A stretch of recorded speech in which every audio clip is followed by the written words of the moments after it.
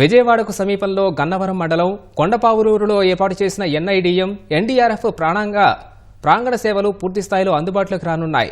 10 ఎకరాల స్థలంలో 36,76,00,000 రూపాయలతో ఎన్ఐడిఎం ప్రాంగణాన్ని అత్యాధునిక హంగులతో నిర్మించారు.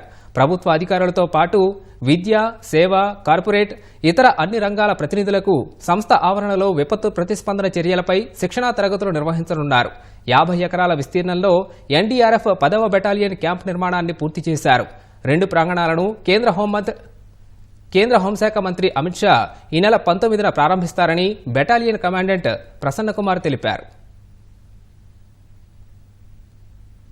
10వ బెటాలియన్ ఎన్డీఆర్ఎఫ్ 2012లో మన గుంటూరు నాగార్జున యూనివర్సిటీలో టెంపరీగా స్టార్ట్ అయింది. 2021లో ఈ కొండపావులూరు విలేజ్లో 50 ఎకరాలలో ఒక క్యాంపస్ నిర్మించి ఆ బెటాలియన్ ఇక్కడికి మూవ్ అయింది.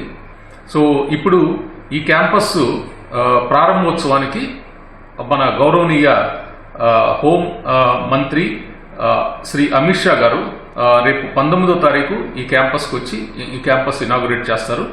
అదేవిధంగా ఎన్డీఆర్ఎఫ్ రైజింగ్ డే, ఎన్డీఆర్ఎఫ్ యొక్క వ్యవస్థాపక దినోత్సవం, ఇది కూడా ఆ రోజు సెలబ్రేట్ చేస్తారు.